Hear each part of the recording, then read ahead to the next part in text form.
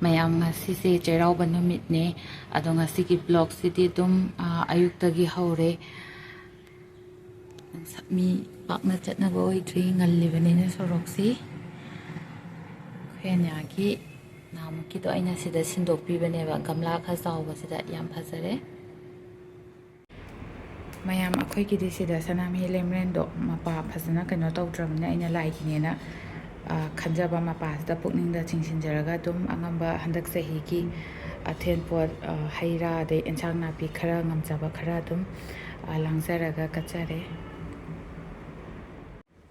somdana imoinui bengi ko handak nongma pan basira aina dum athen pot ngamjaba khara iben ke su langzaraga dum kachabani. Hello everyone, welcome back to our channel. Mayam ngasi Cheiraoba numit ne. Happy Cheiraoba to everyone. Ado handak Cheiraoba chahi hobasna lakpada Manipur su tangdu leitana leiba ngamba adegi di santi puratana afaba angakta pinabiba warsunona anan family maiki degi wish bizari mayam dasu aduga akoina su wish nijari ishorgi mafam dasu ado handak ki Cheiraoba sidi akoi adum kainoina Manipur store daga chalaga Manipur gi enthang na pi kaino ga to yongsa ka do lei ge na khan bane ado sida ikitang lape ba ko adu duga akhoina chat pa se moi gi phone taw ma tam da pai da ba khota am taw gre adu duna akhoi je salram pharta ni na chat tre duna akhoi sida gi arei ba adum khara sai de gi aphang ba adum tawra ka da taw jare handaki Cheiraoba sidi mayam handaki se ko enchang mathel manga khatang oina tawrage nga leire sida aduga songi sina champut ki oi tuine si sina ine irombagi sembane ba ko sina nga thongbagi hapna bane aduga pafora tawba maga aduga athumbada kaino phaluda ma kitang haurage ado mayam aise video se thongba thakpa se loina namba ngam doba mande ba ko thuna tawdoini na aduna marakta yaraga di dum namjarake thongba thakpa gisu adudi mayam su makhata na yingminasiko hozikna irombaga champut ka hana kam thu e phat chi hana kam thokradi thabak loisale yamba nga thonga ka da atai dudi sat sat loisan ba ya bani na ko chana kam thu e mayam nga thongna ba ready ware I khang su sare ba ko thaw hei rake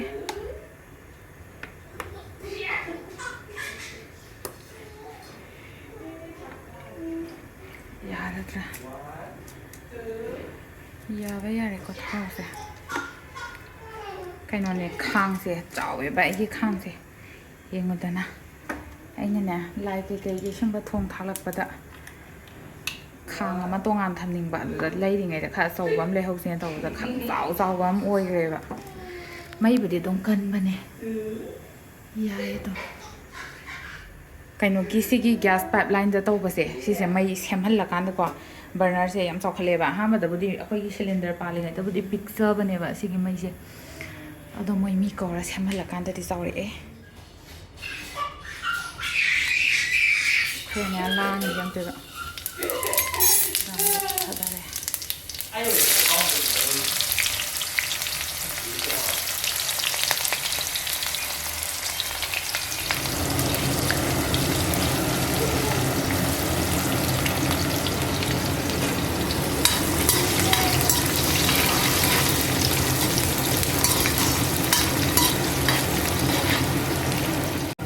Tilaw se het brown ni socially ko sida tanan thadare shita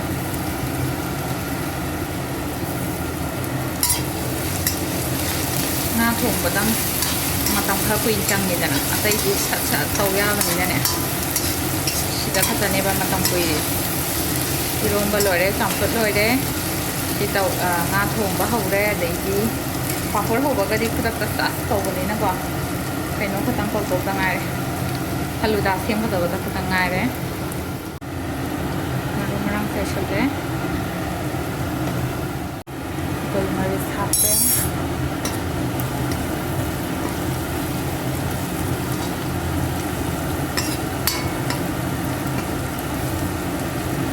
tilaw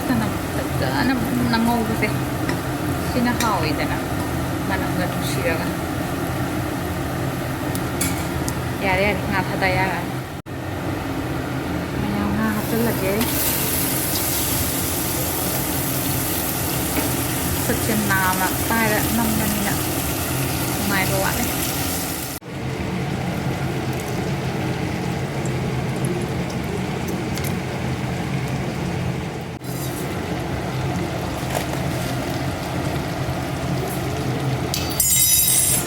ꯈꯨꯠꯁꯦ ꯂꯧꯕꯁꯦ ꯌꯥꯗ꯭ꯔꯦ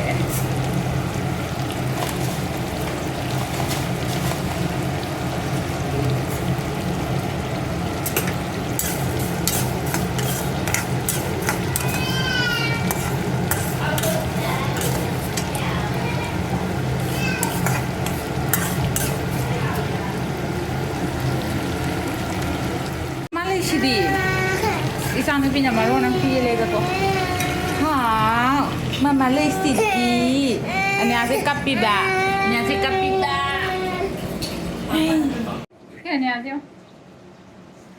삐리가 마미냐 작품도 좀 레이그레나 끌라그레나 손다가 통이 우드레 베비가 마미가 가 통이니 자 Cheiraoba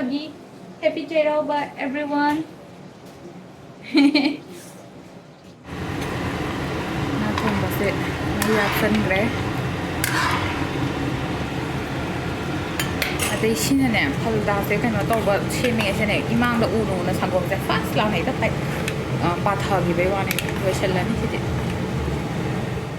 mayang chak kam ba su somda lore ba ko hinjang chu loiselle kadi gon khasal lage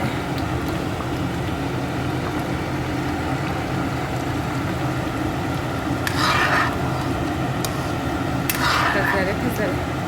فيديو تدي تفزر دي بمجوزي أشين بدنا يام فزر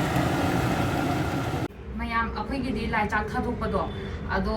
ثونغان وام ده ثادو بدو أخوي جدي كأنه تورا بنيا كوا سيدا ميام مزام يام كوا local مويشي local مين يام يام play بكوا أدو نخوي لاك بسوا كوي درمينا مين كاي كاي جينو خد كينو هم ناني دنا أدو جي أي دو تلله هندك دي سيدا وينا فزنا تجارة جي ما باس دوينا kaino mapani na sa agas mai na tawrake chak ke lai yom sem gi ge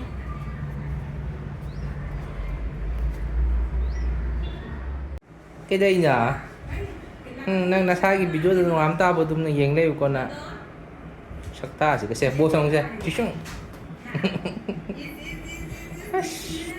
focus đi tay chứ cái gì nữa cái gì nữa ha sofa một phơi chất cái đó rồi bạn mà ngang sinh cái compulsory duty này sofa sinh sẽ vẫn phơi chất bài nè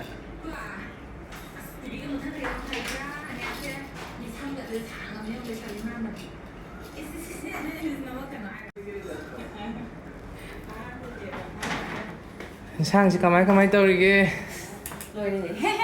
bảo phải kita học cái tàu này rồi ngà thong bả rồi đấy rôm bả jamfut adagi di sina kaino je loi kang le ram zer kang the ba khoi na hana kaino tor saludan aduga project pa for ma hoge tor si le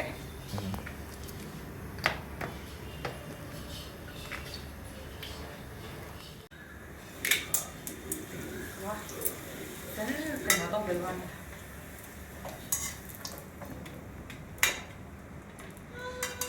ti ta chọn hạt vào hồng này kia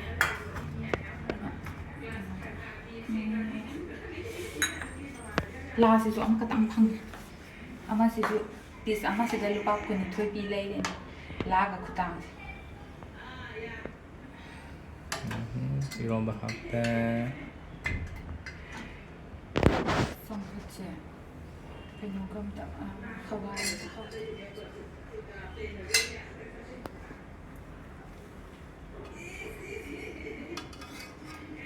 cái đồ đồ kia thì là thang thì nó cái nó tao tập lại cái nó tao được rồi ở bên trong đó cái nó đây xem xong rồi nào tụi nó cà phê ở đây cái gì cái phần đó xem khá là hot à đúng xí cái last đó nè hot và cắt là xem nóจะ lọc thuốc lọc sim đó cái nó tao rồi nó ngay tao man rồi bà quả ꯑꯁꯤꯗ ꯁꯨꯃꯥꯏꯅ ꯑꯃ ꯍꯥꯞꯄꯒꯦ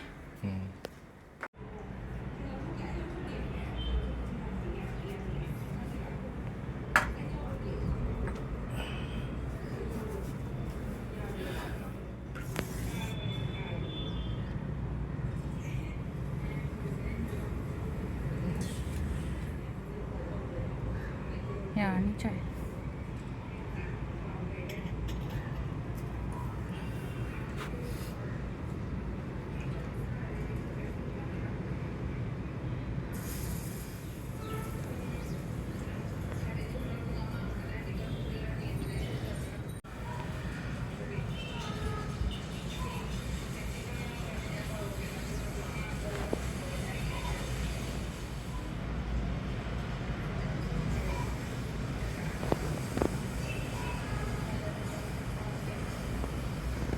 Anh em hay bên này sẽ lại chuối to gì thế?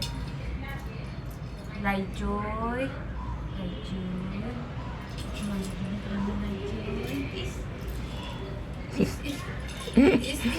삭시가 까이리바.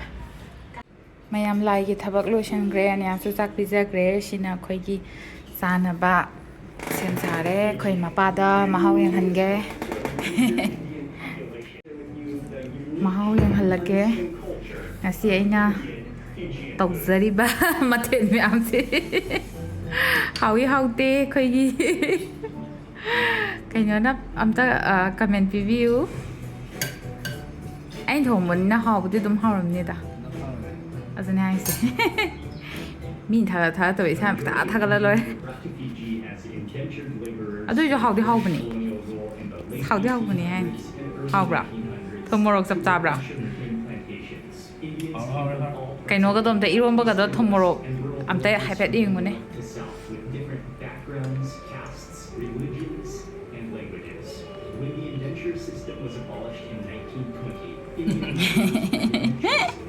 ꯑꯗꯨꯗꯤ ꯃꯌꯥꯝ ꯑꯩꯁꯦ ꯆꯥꯊꯣꯛꯅꯕ ꯇꯧꯈꯤꯒꯦꯀꯣ ꯊꯦꯡꯉꯦ ꯄꯨꯡꯁꯦ ꯌꯧꯔꯦꯕꯀꯣ